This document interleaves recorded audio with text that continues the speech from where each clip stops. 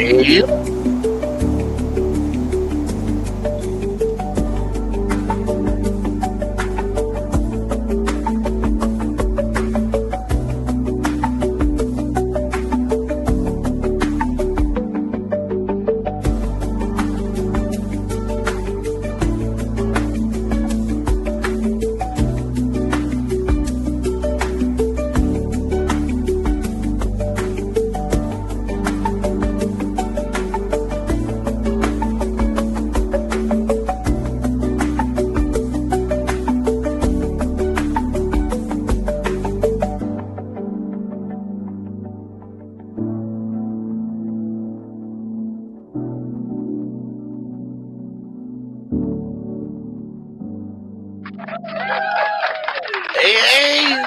Big O with the big mouth here.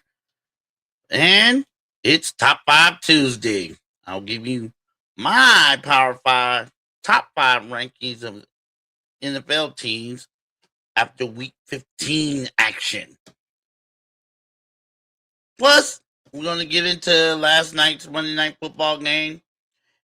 Well, kind of went like pretty much I'm sure a lot of people expected it to go. Then we're going to talk about the Browns. I don't like to bring them up right now, but we got to bring them up because we all know they're terrible, but who needs to go? Shedeur Sanders or Coach Stefanski? I'll discuss my thoughts on that. Plus, we'll preview the next college football game. We previewed one yesterday. We'll preview the next game, which will be Miami at Texas A&M. We're going to get into all that today here in the Total Sports Ozone.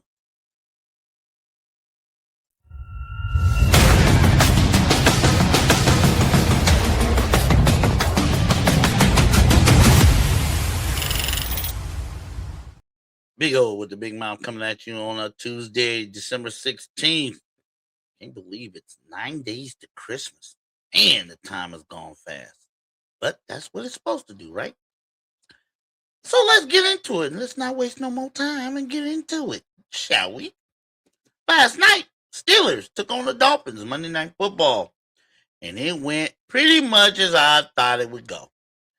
Let's face it, the Dolphins are not a very good cold weather team. They're just not. And the proof is in the pudding. The proof is how they played in cold weather conditions.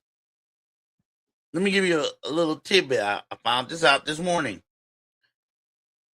The Dolphins, after last night's 28-15 loss, have lost 24 straight games. 24 straight games where the game time temperature at kickoff was 40 degrees or less. 24 straight games that the Dolphins have lost in games where the game time temperature was 40 degrees Fahrenheit or less. They do not do well in cold weather. And I wish I knew why. I'm pretty sure Dolphins fans are wondering, why the hell can't we beat anybody when it's cold, snow? That's a problem, especially in the later months of the year, of the season. November, December. The Dolphins know they're going to have to play games against teams and games in cold weather conditions. They got to go to Buffalo, New England, New York. They're in the AFC East. They know at some point they're going to have to play one of those teams and maybe a couple others in just November and December up north in the cold. I'm thinking, why is it like that with the Dolphins? Why can't they win in cold weather? The Rams can. The Chargers can. They've proven it. And they play out in sunny Los Angeles in an indoor stadium. But they've proven they've come east in the cold and won. Or at the very least have been competitive. They've proven that. What's wrong with the Dolphins? Hell, even Tampa Bay has done that. Tampa Bay has gone into cold weather stadiums in December and November and have won games. What is wrong with the Dolphins? Why is it a conditioning thing? I mean, we know it don't get too cold in Miami. You never hardly ever hear about it being snow and 30 degrees, below freezing in Miami. But they know. They look at the schedule, the team, the coaches, the players. They know they're going to have to play some games in cold weather conditions. You would think that somewhere around October, when the weather starts getting a little chilly up north, that they will start conditioning themselves to play in those conditions.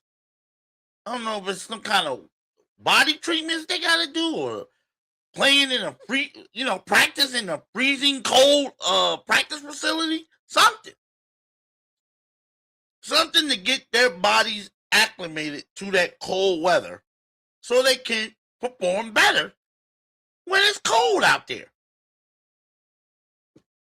Obviously, I guess that thought process is gone with the Dolphins because they played like they didn't want to be up there in the cold weather.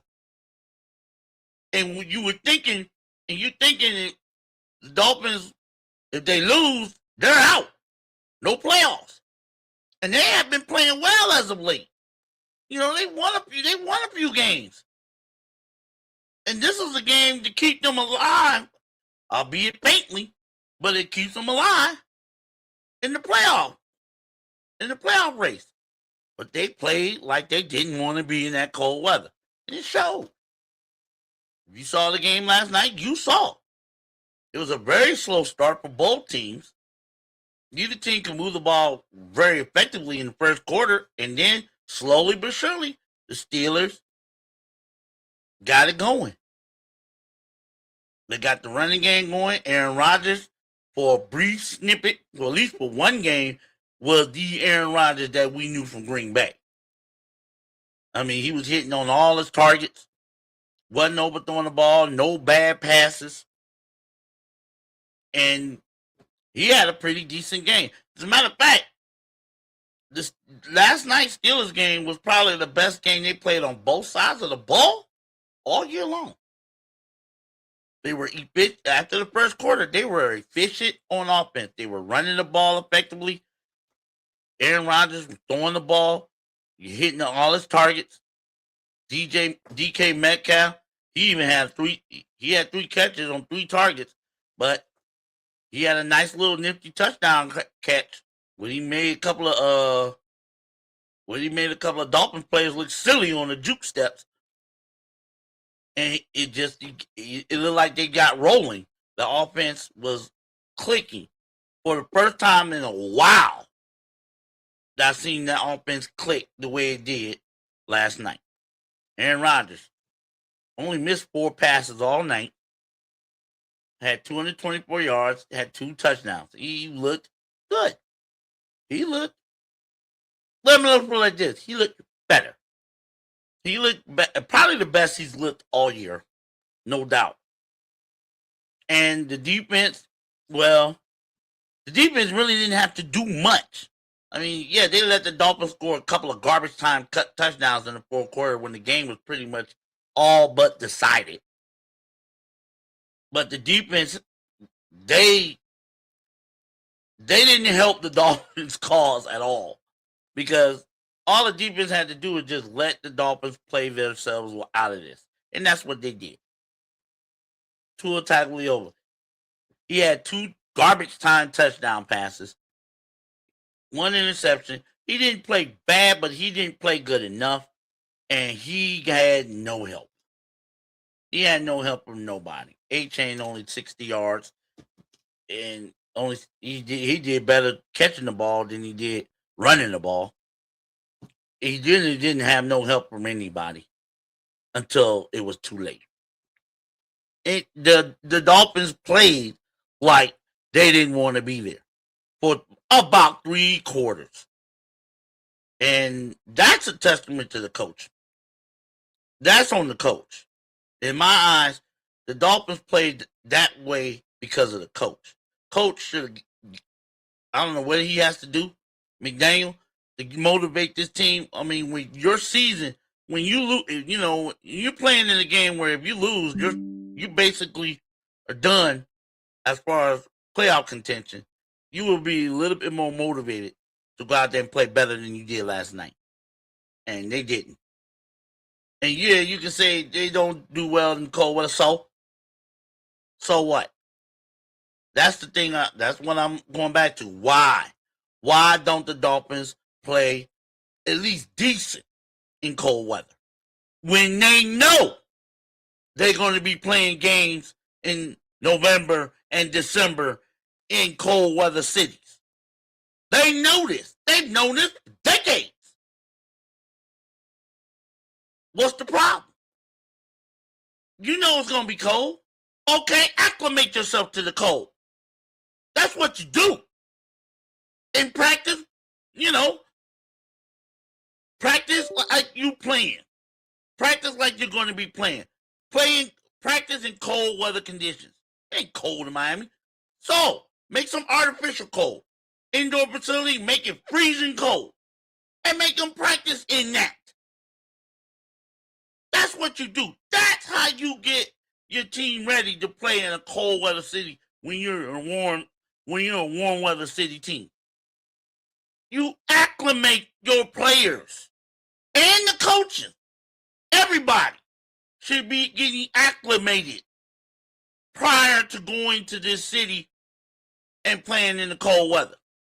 Dolphins don't do. I don't know what the Dolphins do, but they don't do that, and it showed. It showed.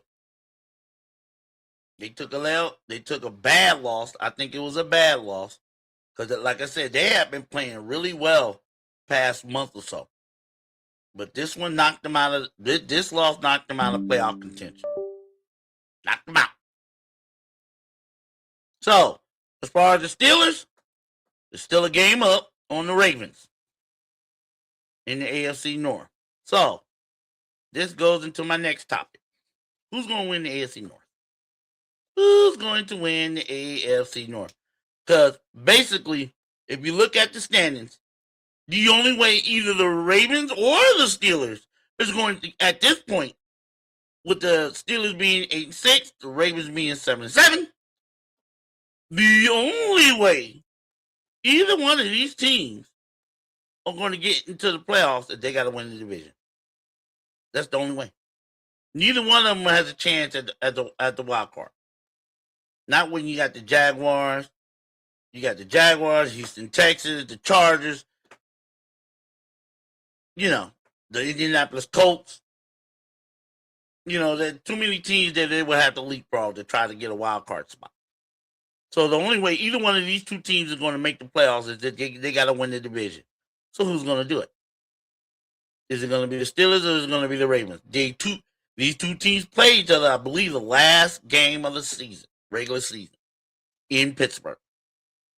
But let's look at let's look at the two schedules. Look at the Steelers' schedule for the last 3 games. They got a tough one next week. They got to go to Detroit to take on the Lions. I don't think they got enough. I don't think they got enough on defense to even slow the Lions down. The Lions are awfully good at home, especially on offense. Only one team has been able to slow them down on offense at home, and that was Green Bay on Thanksgiving. Other than that, they've been slaughtering teams offensively. They've been handing teams their butts in Ford Field, and I don't think the Steelers defense has no. I don't think the Steelers will win that one. Then next they go to Cleveland. Well, the way the Browns are playing this year, who knows? Who knows? But I'm pretty sure the odds makers and everybody else, all the pundits will say the Pittsburgh should be in Cleveland. And on paper, they will be right. And then they got that finale at home against the Ravens. So I don't see the Steelers beating the Lions. I don't see it. But the last two games, okay, they may not win against the Lions. They should beat the Browns. And who knows against the Ravens. Now, let's look at the Ravens' final three games. Pull it up here. The Ravens' final three games. They got New England at home next week. Then they got to go to Green Bay. That's not going to be easy. And then they got to go to Pittsburgh. So they got three tough games to finish out the season. Three toughies. And yes, they beat the Bengals to shut them out. But do you really think they're going to shut out the Patriots? Nope. Do you think they're going to shut out the Packers in Green Bay? Well, with the injuries that the Packers have accumulated with Michael Parsons, what? Who knows? Who knows? That's an iffy game. And then that's the game that really much going to tell the tale. It could tell the tale. It's going to tell. This could decide who goes to the playoffs and who not. That last game.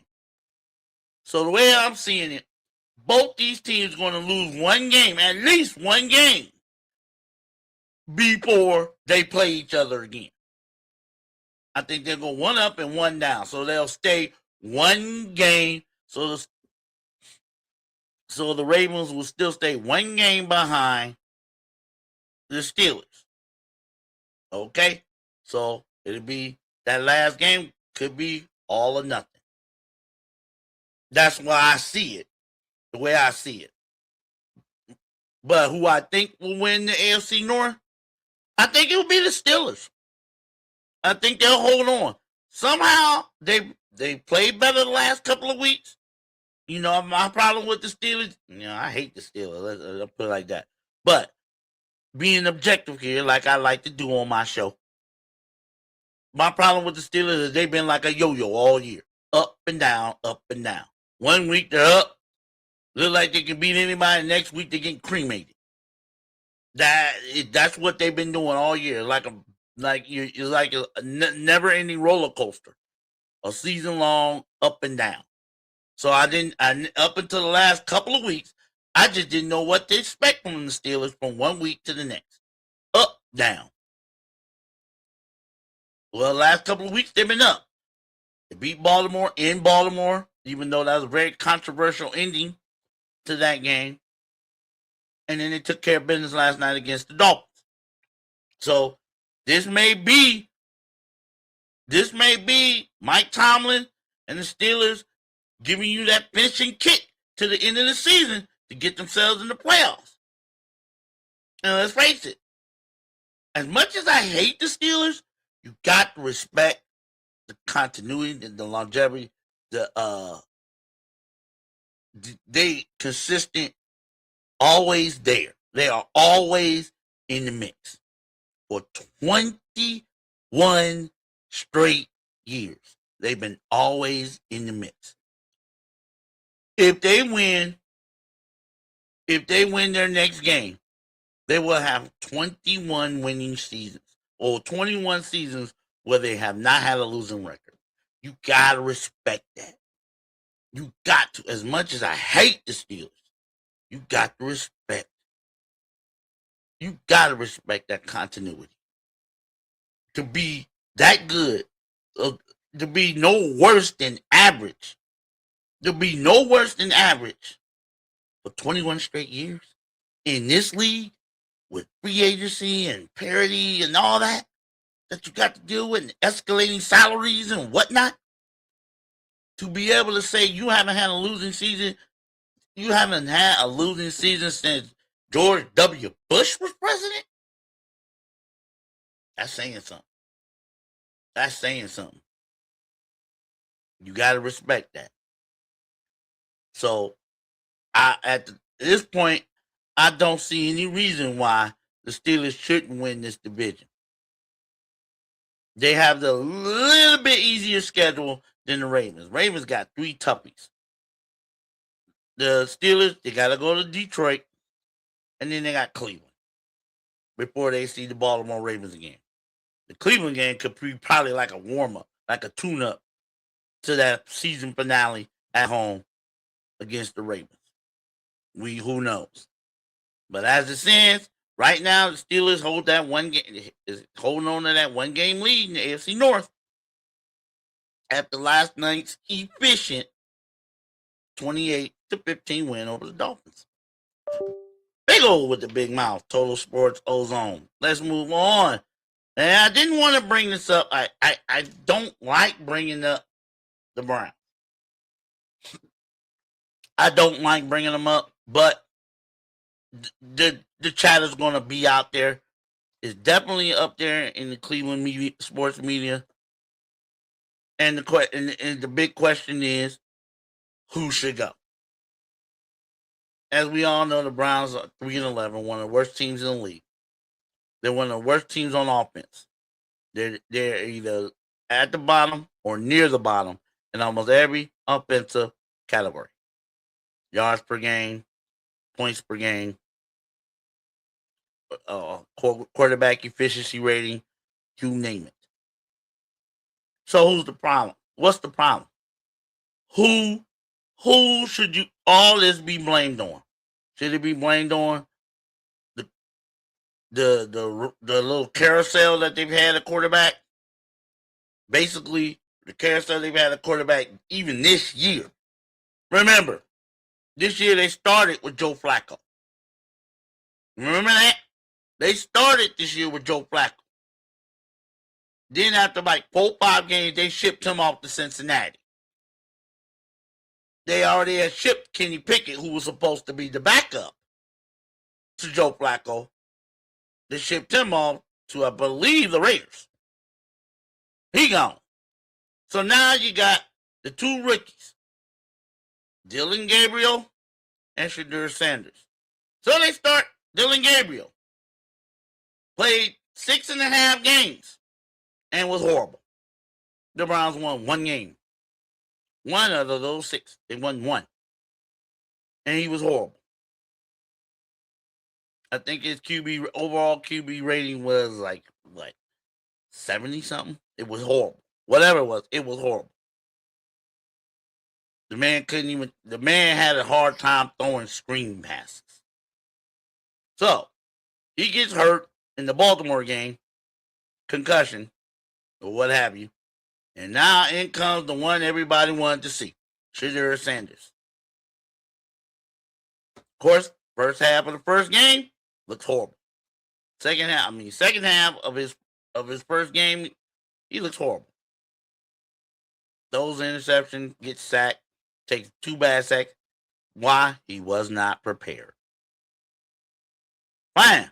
Then, finally, after a week of prep, finally getting first, quarterback 1 snaps, actually having snaps with the starters, projected starters, he wins the game. Doesn't look great, but he doesn't look bad either. And goes out to beat the Raiders. Mm-hmm. Comes home. First home game as a starter. Looks bad. Doesn't look good. Gets beat up by the 49ers. Next game. He actually looks good. Almost led a comeback against the lowly Tennessee Titans. Almost led the comeback. So now everybody's like, we might have something here. Threw almost 400 yards. 3 touchdowns. Ran a touchdown. He looked good. Yeah. And remember what I said, if anybody remembers what I said last week when I was previewing the Bears and the Browns. I said, if Shedeur Sanders balls out against the Chicago Bears in cold weather conditions, whether they win or lose, if he gives a decent to great performance, he could shut up all this noise about the Browns potentially drafting another quarterback in the first round of next year's draft. That's what I said. He could shut most of that, if not all of that noise up. What happens? He goes out and has a really bad performance. Those 3 interceptions, is sacked 5 times, no touchdowns.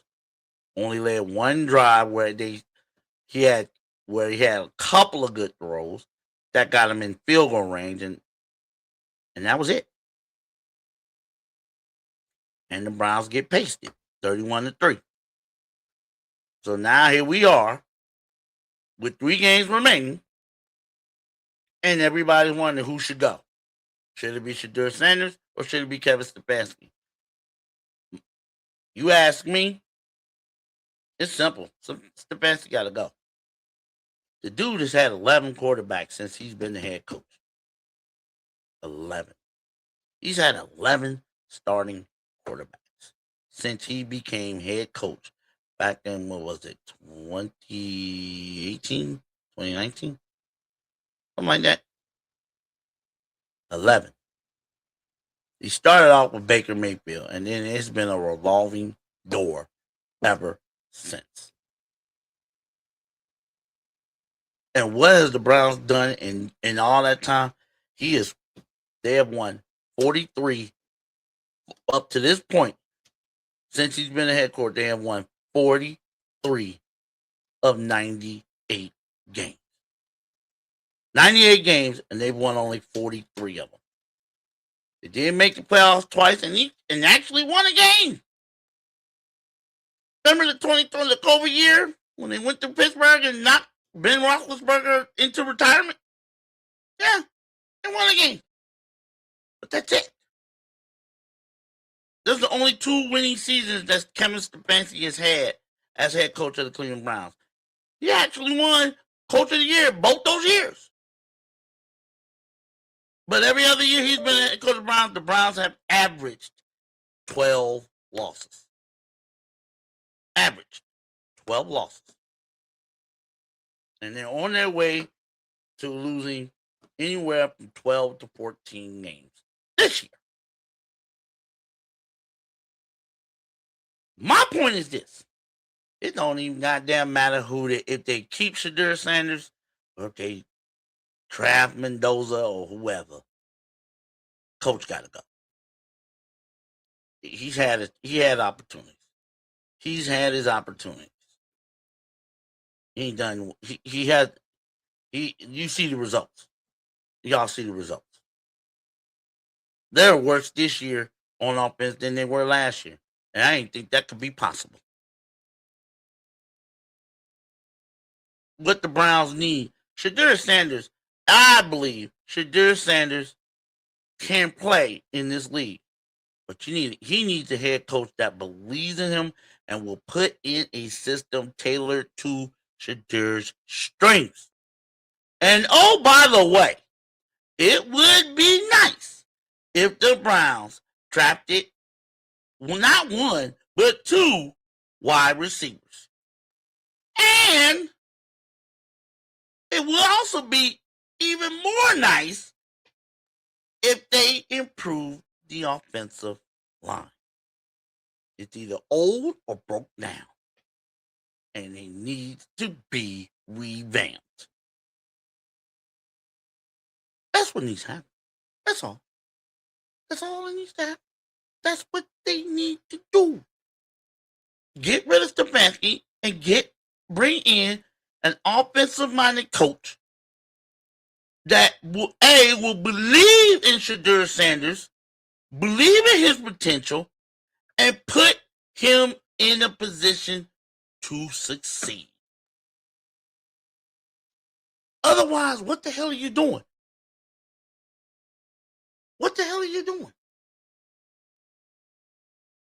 And if you don't believe it, and if the next head coach doesn't believe in Shedeur Sanders, okay, draft Mendoza then. But you better get him a receiver. Don't wait. You know you're not going to get him in free agency. That's out. So you're going to have to draft him. And you're going to have to develop him. But you're going to need to get a bona fide wide receiver in this next draft. And I'm saying you got 2 first-round picks. I would not wait till the 3rd or 4th round to draft a wide receiver when you know that's probably the worst position on the team besides offensive line.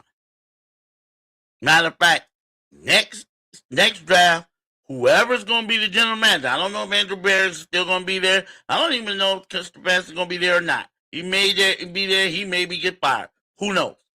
But whoever the regime is going into the next draft, it should be all offense.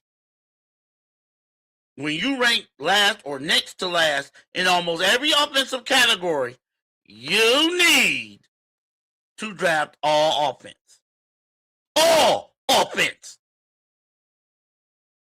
If you're going to draft a quarterback, fine, but you better draft a receiver. You better draft some offensive linemen. You better if you're going to get a new quarterback, put him in a position to succeed. Don't just throw him out there with his head spinning and him chasing his tail. That's what Stefanski and the coaching staff has done this year. And you see the results. That's what they've done. And you see the results. You see the results.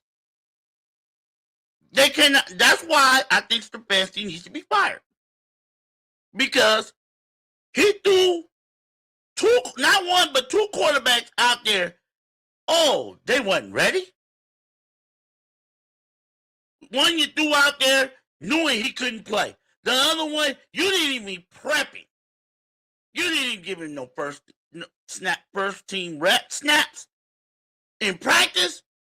And then when you throw him out there, he looks bad. And then you got everybody blaming him. Stefanski is supposed to be the quarterback guru. That's why he was hired as head coach of the Browns, to turn the offense around. And he has had 11 quarterbacks to do that. He has yet to do it. He has yet to do it. It's time for him to go. I don't care about the 2-time coach of the year stuff. I don't care about that. You've had 11 quarterbacks, and you can't get one of them to succeed. Not one to succeed on more than a year basis. You gotta go. Bye-bye. That's what I think should happen. I think Kevin Stefanski, they all had that Black Monday right after the season starts, right? Right after this regular season ends, we have Black Monday where coaches get fired. Yeah, that's the day he should be gone. And, like I said, the next regime come in, if you're going to keep Shedeur Sanders, put him in a position to succeed. First off, rebuild the line and get him a wide receiver, or maybe two. If you're going to draft a new quarterback, whether it be Mendoza or whoever, put him in a position to succeed. Fix the O-line and draft a wide receiver.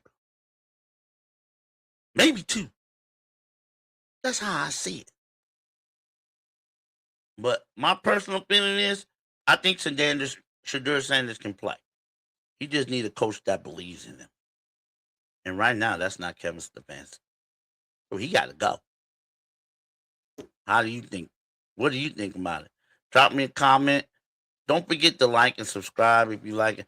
I appreciate my subscribers that I guess you like what I'm saying.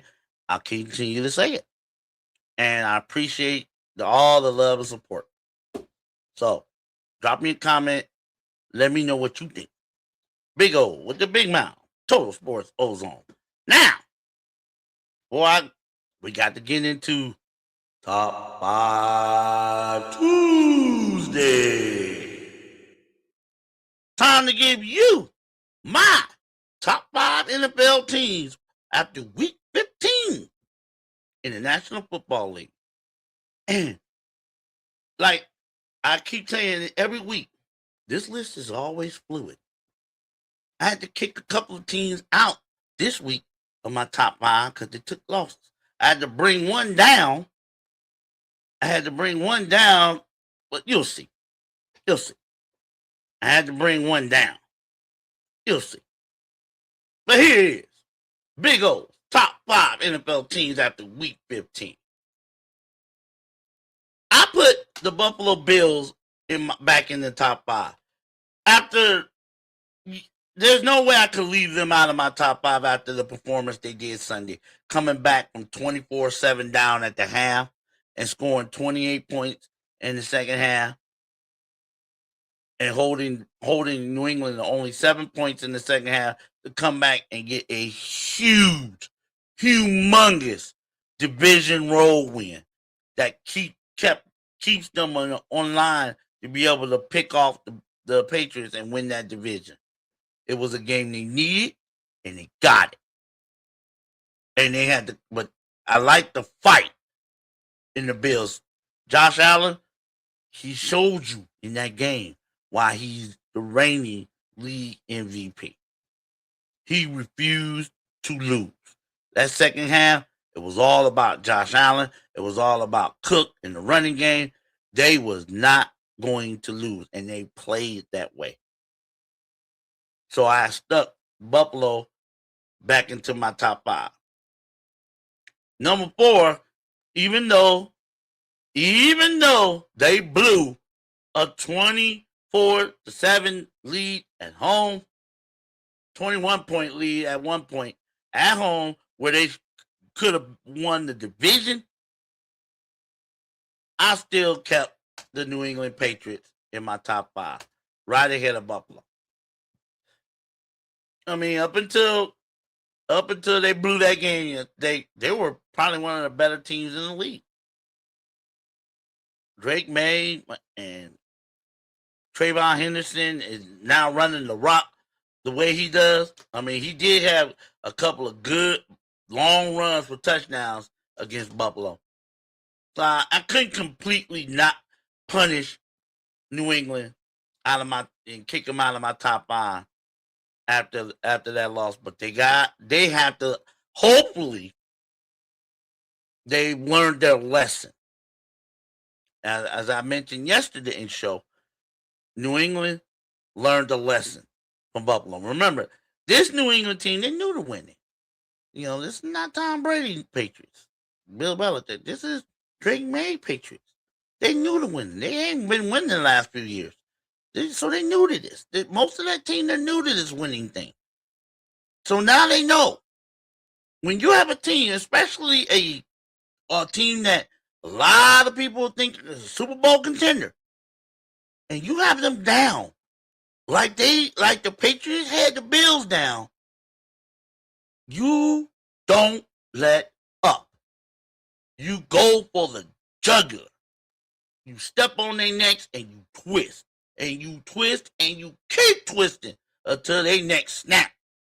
Or until you hear that gun at the end of the game to end the game. Patriots learned that. Especially against the Bills, you got to play 4 quarters. You can't just play a half and be content. You got to go all out for 4 quarters. Because as long as Josh Allen is upright and breathing and throwing the rock for the Bills, they're going to be in every game. They're going to be in the game. And you got to play it out. Don't let up. I think New England learned that lesson. And maybe, hopefully, it will aid them as the playoffs arrive. We'll find out. But I kept them at number 4 in my Power 5. Next, I got the Denver Broncos staying pat at number 3. You can't argue with the success. Can't argue with it. 1-11-year-old, they're virtually unbeatable at home. I mean, they took out Green Bay at home. I mean, they beat everybody at home. They're just tough. And why are they tough? It ain't because of Bo Nix. It ain't because of Sutton. It's because they got a very tough defense that get after you. I believe they lead the league in sacks with 58. I believe they're on pace to break the record for team sacks in a season that was set way back by the 1984 Chicago Bears. I believe the record was 78, 60-some sacks. I got to look it up. But they on pace to do that. They have 58 sacks. They get after the QB. And You can't argue with the results. And you got to applaud Sean Payton. He's turned that team around with I call it a minimum offense. He doesn't have like he had in New Orleans with Drew Brees and Kamara and all that. He don't have that in Denver. He has Bo Nix and a bunch. I call him a bunch of substitute teachers, but he does. But look at the results. The 12-2 have clinched the playoff spot. They probably, if they win one more game, I believe they win one more game, they'll won the division. And I don't think anybody saw that coming from the Denver Broncos this year. You can't argue with the results. They just keep doing what they do.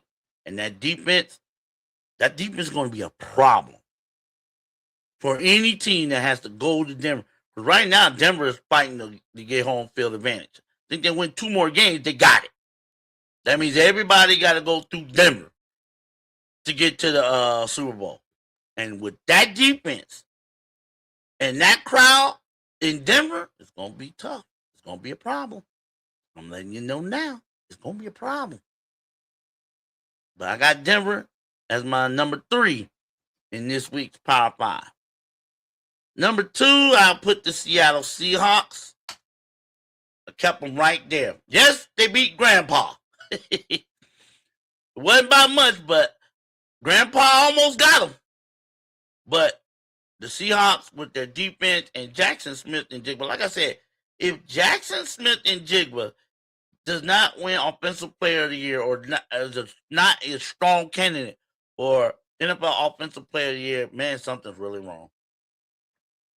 He is, in my eyes, he's the best wide receiver in the game today. Jackson Smith and Jigba. He's the best receiver in the game today. He catches anything you throw to him. All you got to do is just get in there and he'll catch it. Sam Darnold, he's not lighting it up like he did in Minnesota, but on this team, you don't have to. That's the thing with the Seahawks. On this team, you don't have to light it up. Just don't be the reason why you lose. They didn't light the scoreboard up against the Indianapolis Colts yesterday, but Sam Darnold and Jigba and that defense, they made enough plays to get them downfield to kick the game-winning field goal and spoil Grandpa's return. So they did what they needed to do to get the win. That's why I kept the Seattle Seahawks number 2. And I moved the Rams back to number 1. What can you say about this team? Now, I know the Kuka Patua, I hope he gets healthy quick. And Devontae Adams. Hope they get healthy real quick. But this team got it all. They got offense, they got defense, they got special teams. This team will kick your ass if you let them. I am thoroughly convinced of that. If you got they don't get, if you even got them down, like the Detroit had them down. They were beating them. They didn't blink. Rams didn't even blink. All right, watch this. Come right back downfield on them. Boom, bam, boom, pop, boom. Next thing you know, Detroit's leaving out Los Angeles with a loss. They didn't blink. That's what I like about the Rams. You think you got them down? Okay, watch this. Boom, bam, boom. I mean, that's the Rams this year. You think you got it? Because I've seen them in games where they've been losing or not, either tied or losing at the half, and then boom, bam, boom, game over. Third quarter, boom, bam, boom. That's what I call the Rams, the boom, bam, boom Rams, because that's what they do to you. Boom, bam, boom, and next thing you know, you're looking up at the scoreboard like, what the hell happened? That's the Los Angeles Rams this year. Boom, bam, boom. Like, what? Yep. That's the Rams. Matthew Stafford, he should be league MVP. He should be in the running league MVP. The only one, he has thrown for more yards than anyone except Dak Prescott. He has 37 touchdowns. He's only been sacked 19 times. 19 times in 14 games. That means he's hit the ground maybe once a game. Maybe once and a half a game. Maybe. That's it. So you know your offense is going to be doing damage when you get that kind of protection from your offensive line. When your quarterback is not picking himself off the ground all the time. He got time to throw, and he's hitting the receiver. Couture, Adams, what can you say? That offense is virtually unstoppable when it gets rolling. Like I said, boom, bam, boom. Third quarter, bing, bam, boom. That's what they do. That's the Los Angeles Rams. You call them the boom, bam, boom Rams. Because they go boom, bam, boom, and make you wonder, what the hell happened? What? That's the Rams. And that's why I moved them right back to number 1 in this week's Power 5 rankings. Because boom, bam, boom. But that is my top 5 for the week ending week 15. What do you think? Did I leave somebody out? Was there a team that should be in my top 5 that I did not even consider? Well, there are a few. The Texans. They're coming on strong. The Jaguars. They're coming on strong. What about the Eagles? They did pitch a shutout, even though it was against the Raiders. Should I put them in my top 5? Let me know what you think. Drop me a comment. Don't forget to like and subscribe, but drop me a comment. Let me know what you think. Big O with the big mouth in the total sports ozone. All right, let's shift it up to college football. We got another college football playoff to preview. The next game in the college football playoff, according to the schedule, after Friday, got the Friday game between Oklahoma and Alabama. And then Saturday, we 3 games in a row. And the first game on the Saturday slate of the playoffs will be the Miami Hurricanes, who are the 10th seed, going into College Station to take on the 7th seed, Texas A&M Aggies. That game is scheduled Saturday, noon Eastern, 11 Central. Now, what do I think about this game? Well. Ah, man. Miami. I think Miami is a very, very, very good ball club. I think they are a very good football team. However, I am not certain about their defense on the road against top teams. Against top teams, I am not certain. I am not sold on their defense on the road. I am not. That I think they're limited on defense on the road, even though they can be opportunistic, but they usually are opportunistic defense at home. If this was in Miami, I would feel a little bit better about their defense, but this is on the road. It's going to be loud. Kyle Field's going to be rocking. You best believe that. Kyle Field's going to be rocking and rolling with 112, 113,000 people rocking and rolling. So I think their defense could be in trouble. Now, let's look at Texas A&M. The last two games, Texas A&M played at home against South Carolina and at home and on the road against Texas. They started off slow, real slow. Against South Carolina, they were down, 27 to 28 or something like that, to nothing before they could blink. Marshawn Reed he threw a couple of interceptions. And next thing you know, they were down like 3 scores. And it wasn't even at halftime. It wasn't even halfway through the second quarter. So they started off slow, and then they did it again against Texas. And that's the game that knocked them out of the chance of going to the SEC championship game. That is my concern with A&M, having slow starts. Last couple, like you said, last couple of games A&M has played, they've had slow starts. I don't think they can afford to have a slow start against Carson Beck and this Miami offense. Because if they get going, Carson Beck's a veteran. Y'all got to remember that. Carson Beck is a veteran. I do believe he did lead Georgia to a national title 3 years ago, if I'm not mistaken. So he's a veteran. He's a veteran in these playoffs. He knows what it's like. He has the experience. Nobody on Texas A&M has this experience. Now, I know they're at home. It's going to be loud, crazy, whatever, what have you. But Carson Beck, you can never discount experience. And Carson Beck, he's been through this. He knows what it's like.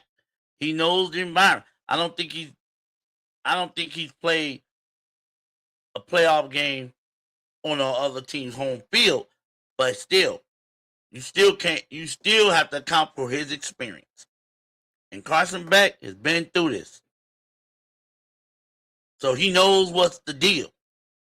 And I'm pretty sure he's telling his teammates, this is what we got to expect. This is what we need to do, especially when we're on the road in a very hostile environment. We need to do this, X, Y, Z. That's one thing I can say for Carson Beck. He is a true leader of the Miami Hurricanes. He's a true leader. And I'm pretty sure he's telling these guys, especially on offense, this is what we need to do. We need to do X, Y. If we want to win this game, we need to do X, Y, and Z. And then before that, we got to do A, B, and C. So here's my key to this game. Yesterday, I said the key for Oklahoma and Alabama will be quarterback play. Today, this game, defense. Defense. Whoever team I'm going to say it like this. I'm going to put it out right there. Whichever team gets the most turnovers is going to win this game. Whichever team gets the most turnovers and puts their offense in positions early to score will win this game. I think they're evenly matched on both sides of the ball. But it's going to come down to turnovers. Now, I know what you're saying. Oh, man, anytime you turn the ball over, like, you're going to lose. But in this game, it's a lot more to that. Because, like I said, Miami's defense is not that great on the road. And they're going to be playing in probably the most hostile environment they played in all season long. I'm telling you, Kyle Field, playoff, that crowd is going to be crazy. And I don't know if their defense will be able to hold up. So they're going to need to get turnovers. They're going to need to get some interceptions, some fumbles, whatever. And they need to do that early to stop to stem the momentum and quiet that crowd. They need to if they can get some explosive plays on offense early to quiet that crowd, that'll be great.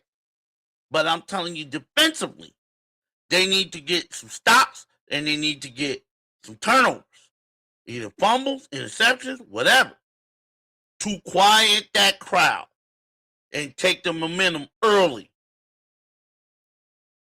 Again, the team that wins the turnover battle will probably win this game. I'm not going to tell you today who I'm picking. We're going to leave that for Friday. Well, I'm picking Friday. But I'll just tell you right now, according to one of the sports books, we got the odds opening. A&M was opening at -4, and now A&M favorite by -3. Well, again, I'll let you know who I'm picking on Friday. But that's my key to this game. The turnover battle. Is whoever's defense can create enough turnovers to stem that tide, to stem the momentum and lead that momentum to their team will win this game. The winner of this game moves on to play Ohio State in the Cotton Bowl believe on New Year's Eve. So, there you got it. That's my preview of the college football playoff game that will happen Saturday, Miami and Texas A&M. Tomorrow, we will preview the next college football game on the bracket, which will be, if I'm not mistaken, Oregon. No. Which will be Ole Miss and Tulane. We will preview that game tomorrow. And then on Thursday, we will preview the last game on the Saturday slate of the playoffs, which will be James Madison and Oregon. All right? Before we go, NBA, tonight, NBA, that little NBA Cup tournament comes to an end tonight when we have the Spurs who upset the Oklahoma City Thunder in the NBA Cup semifinals. Will take on the New York Knicks for the NBA Cup. That game is tonight. I believe it's 8:30 Eastern. Might be earlier. Wow. Then these two teams are pretty good. Victor Wembanyama, he can be an all-time great, but he has got to stay healthy. And I wish somebody telling that young man to get in the gym and put some meat on them bones. That's all he needs. I think he needs just 10 more pounds. 10 more pounds, maybe 15. 10 more pounds, and he gonna be so dominant, it ain't gonna be funny. He will be a problem if he can just add 10 more pounds.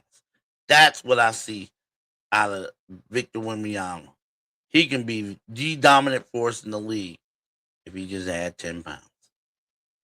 Well, we'll see what he does tonight, because he will play tonight, coming back from injury, as the NBA Cup final hits tonight with the Spurs and the Knicks.